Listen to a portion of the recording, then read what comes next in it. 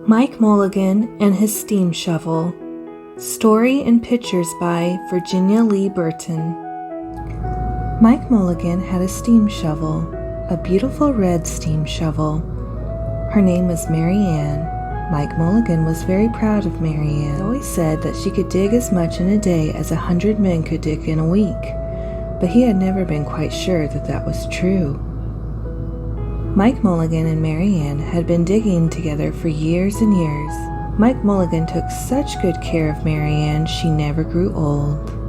It was Mike Mulligan and Mary Ann and some others who dug the great canals for the big boats to sail through.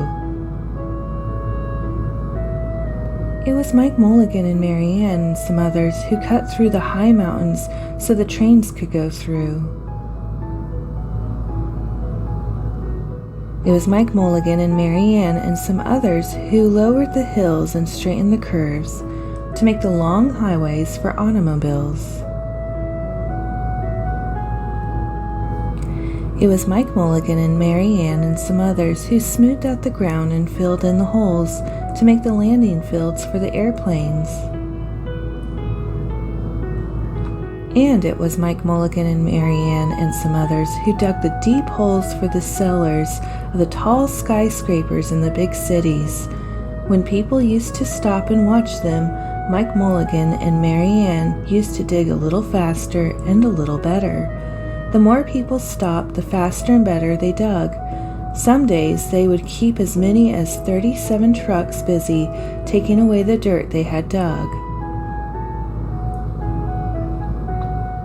Then came along the new gasoline shovels and the new electric shovels and the new diesel motor shovels and took all the jobs away from the steam shovels. Mike Mulligan and Mary Ann were very sad. All the other steam shovels were being sold for junk or left out in old gravel pits to rust and fall apart. Mike loved Mary Ann and couldn't do that to her. He had taken such good care of her that she could still dig as much in a day as 100 men could dig in a week. At least he thought she could, but he wasn't quite sure. Everywhere they went, the new gas shovels and the new electric shovels and the new diesel motor shovels had all the jobs. No one wanted Mike Mulligan and Mary Ann anymore. Then one day, Mike read in the newspaper that the town of Popperville was going to build a new town hall. "We're going to dig the cellar of that town hall," said Mike to Mary Ann, and off they started. They left the canals and the railroads and the highways and the airports and the big cities where no one wanted them anymore, and went away out into the country. They crawled along slowly up the hills and down the hills till they came to the little town of Popperville. When they got there, they found that the selectmen were just deciding who should dig the cellar for the new town hall. Mike Mulligan spoke to Harry B. Swap, one of the selectmen. "I heard," he said, "that you are going to build a new town hall. Mary Ann and I will dig the cellar for you in just one day." "What?" said Harry B. Swap. "Dig a cellar in a day? It would take 100 men at least a week to dig the cellar for our new town hall." "Sure," said Mike, "but Mary Ann can dig as much in a day as 100 men can dig in a week," though he had never been quite sure that that was true. Then he added, "If we can't do it, you won't have to pay." Harry B. Swap thought that this would be the easiest way to get part of the cellar dug for nothing, so he smiled in a rather mean way and gave the job of digging the cellar of the new town hall to Mike Mulligan and Mary Ann. They started early in the morning, just as the sun was coming up. Soon a little boy came along. "Do you think you'll have it finished by sundown?" he said to Mike Mulligan. "Sure," said Mike. "If you stay and watch us, we always work faster and better when someone is watching us." So the little boy stayed to watch. Then Miss McGillicuddy, Harry B. Swap, and the town constable came over to see what was happening, and they stayed to watch.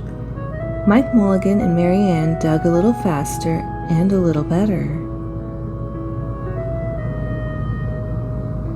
This gave the little boy an idea. He ran off and told the postman with the morning mail, the telegraph boy on the bicycle, the milkman with his cart and horse, the doctor on his way home, and the farmer and his family coming into town for the day, and they all stopped and stayed to watch.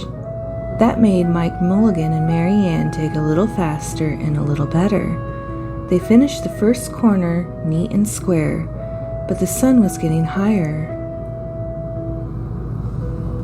Clang, clang, clang! The fire department arrived.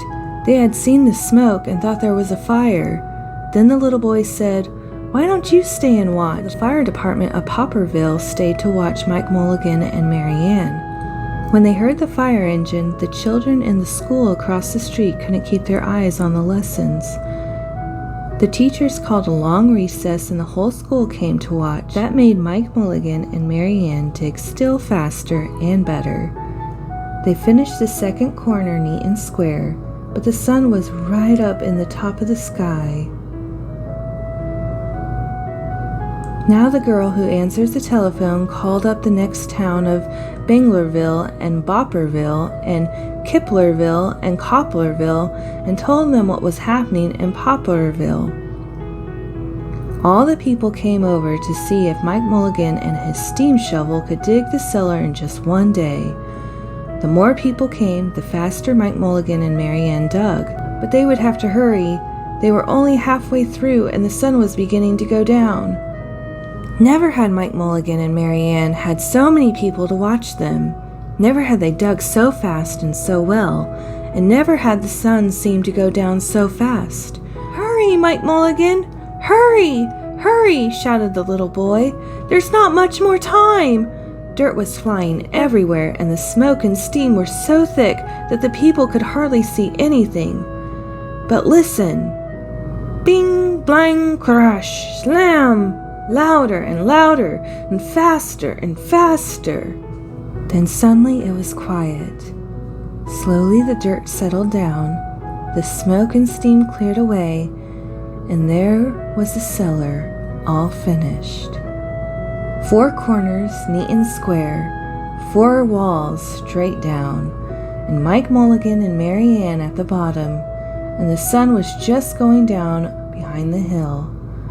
"Hooray!" shouted the people. "Hooray for Mike Mulligan and his steam shovel! They have dug the cellar in just one day!" Suddenly the little boy said, "How are you going to get out?" "That's right," said Mrs. McGillicuddy to Harry B. Swap. "How is he going to get his steam shovel out?" Harry B. Swap didn't answer, but he smiled in rather a mean way.